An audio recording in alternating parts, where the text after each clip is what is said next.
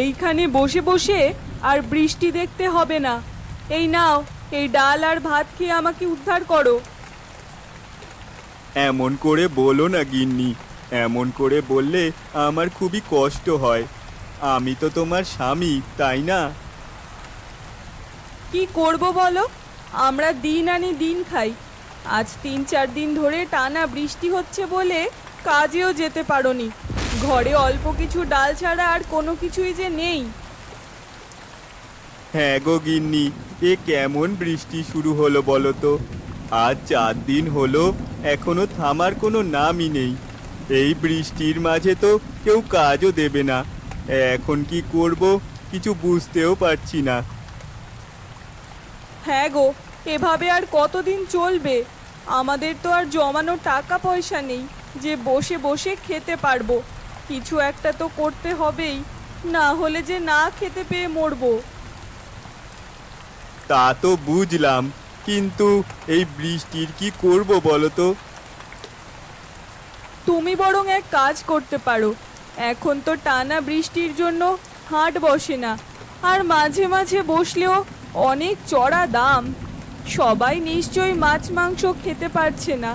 তুমি যদি নদী থেকে মাছ ধরে অল্প দামে বিক্রি করতে পারো।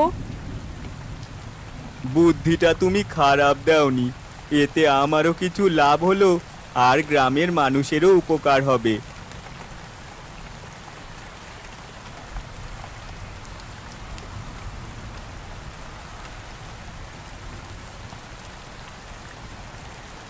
ও মতি ভাই, আমাকে একটা বড় মাছ আর একটা মাঝারি সাইজের মাছ দাও দেখি। হ্যাঁ ভাই, একটু দাঁড়াও, দিচ্ছি। তা দুটো মাছ কত হবে? সবার থেকে 1200 টাকা করে নিচ্ছি। তুমি পরিচিত মানুষ, যাও 1000 টাকাই দিও। পাগল হলে নাকি? সেদিনই তো 500 টাকায় বড় বড় দুটো মাছ নিলাম। এখন আর আগের দাম নেই ভাই। বৃষ্টির মাঝে কত কষ্ট করে মাছ ধরে আনি। নিলে এই দামেই নাও, না হলে চলে যাও। আমার আরো অনেক কাস্টমার আছে।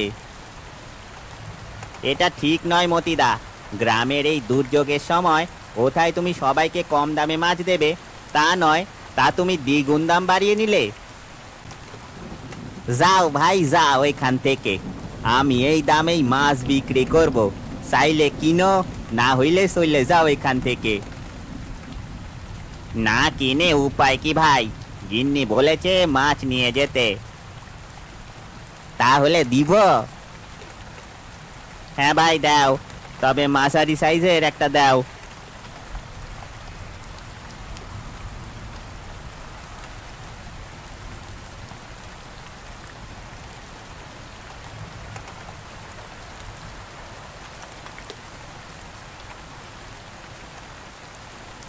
এই 2 দিনে ভালো ইনকাম হইছে।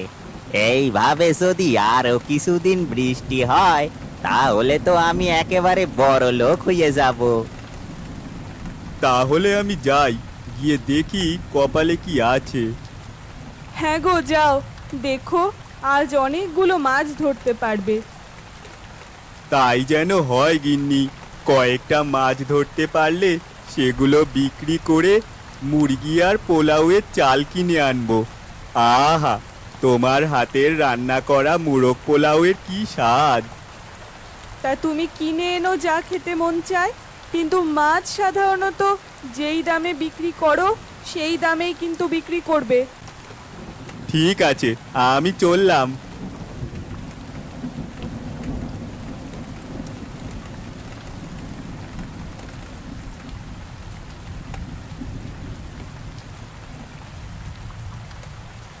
কে ভাই, এই বৃষ্টির মধ্যে কোথায় যাচ্ছ? এই তো ভাই, জাল নিয়ে নদীতে যাচ্ছি। ভাবছি এখন থেকে মাছ বিক্রি শুরু করব। তাহলে তো ভালোই হয় ভাই। ওই মতিদা তো গ্রামবাসীর দুর্যোগ কাজে লাগিয়ে আকাশ ছোঁয়া দামে মাছ বিক্রি করছে। এটা তো একদমই ঠিক হচ্ছে না। এই বৃষ্টির মধ্যে এমনিতেই মানুষের ইনকাম বন্ধ, এই সুযোগে ওই বেটা মতি নিজের পকেট ভরছে। হ্যাঁ ভাই, এখন তুমি মাছ বিক্রি করলে আমাদের খুব ভালোই হয়। আচ্ছা ভাই, আমি যাচ্ছি তাহলে, দেখি গিয়ে কপালে কি আছে। হ্যাঁ ভাই, যাও তাহলে।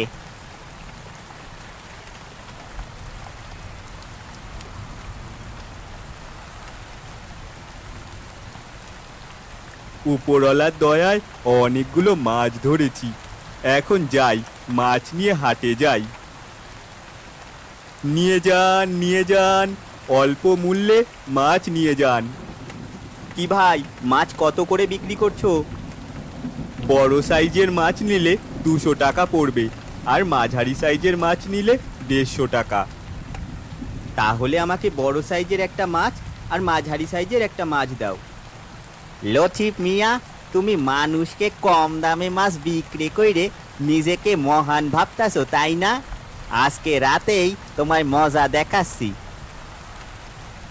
আহা গিন্নি, অনেক দিন পর তোমার হাতের মুরগ পোলাও খেলাম, মনটা একদম জুড়িয়ে গেল। তোমার ভালো লেগেছে? তোমার পছন্দ হলেই হলো। হ্যাঁ গো, ভাবছি কালকে মাছ বিক্রি করে যা টাকা পাবো তাই দিয়ে তোমাকে একটা ভালো শাড়ি উপহার দেব। কোন রঙের শাড়ি আনবো বলো তো? আরে দূর, এগুলোর কি দরকার? শুধু শুধু টাকা নষ্ট হবে। আরে না গো গিন্নি, তুমি এত ভালো একটা বুদ্ধি দিলে, এটাই তোমার উপহার। ঠিক আছে, যদি আনবে তবে নীল রঙের শাড়ি কিনে এনো, আর নিজের জন্য একটা কালো শার্ট কিনে আনবে। ঠিক আছে।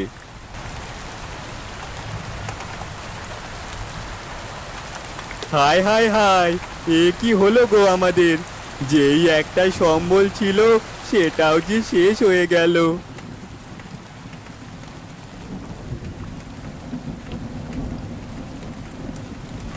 কি হলো গো, মাছ ধরতে যাওনি? আর বলো না গিন্নি, আমাদের সব শেষ হয়ে গেছে, এবার যে না খেতে পেয়ে মরতে হবে। কেন, কি হলো আবার? আমাদের ডিঙি নৌকাটা নদীতে ভেসে গেছে। বলো কি গো, কিন্তু কিভাবে ঘটলো এই ঘটনা? তুমি কি কাল ভালোভাবে বেঁধে আসোনি? জানি না, আমার যতদূর মনে হয় আমি ভালোভাবেই বেঁধে এসেছিলাম, কিন্তু গিয়ে দেখি সেখানে নৌকাটা নেই। বুঝতে পারছি, তার মানে এটা কারোর চক্রান্ত বলেই মনে হচ্ছে। কিন্তু আমি তো সারা জীবন মানুষের উপকার করারই চেষ্টা করেছি, আমার সাথে এমন শত্রুতা কে করবে? তুমি তো মানুষকে সাহায্য করার জন্য কম দামে মাছ বিক্রি করেছো, কিন্তু তোমার এই সাহায্য অন্য ব্যবসায়ীরা নিশ্চয়ই ভালো চোখে দেখে না, তাই হয়তো এই কাজ করেছে তারা। তার মানে মতিদা? হতেও পারে।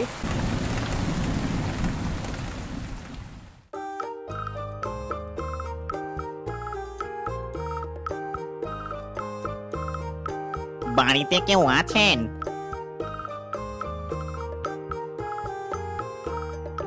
আপনি লতিফ বাবু? হ্যাঁ, আমি লতিফ। বাবু বলার দরকার নেই, আমি একজন সাধারণ মানুষ। আমি শহর থেকে এসেছি, সেখানে একটা সোফার শপ আছে। এখানে এসে লোকের মুখে আপনার কথা শুনলাম, আপনি নাকি খুব ভালো ভালো মাছ একদম ন্যায্য দামে বিক্রি করেন। আপনি ঘরে আসুন না। না না, ঘরে উঠবো না। আমি চাই আপনি আমাদের কাছে মাছ বিক্রি করেন, এতে করে আমাদের সুপার শপেও ন্যায্য দামে মাছ বিক্রি করতে পারবো। আসলে আমার নৌকাটা নদীর স্রোতে ভেসে গেছে, আমার কাছে এখন কোনো ডিঙি নৌকা নেই। ওটা নিয়ে আপনি চিন্তা করবেন না, আমাদের পক্ষ থেকে আপনার জন্য একটা নৌকা পাঠিয়ে দেব। তাহলে আমি পারবো। এই নাও, এখানে অগ্রিম 10,000 টাকা দিয়ে গেলাম। আপনি কাল থেকেই আমাদের সাথে ব্যবসা শুরু করবেন, টাকা পয়সা নিয়ে কোনো চিন্তা নেই। দেখলে তো, মানুষকে সাহায্য করলে ওপরওয়ালাও নিশ্চয়ই আমাদের সাহায্য করেন।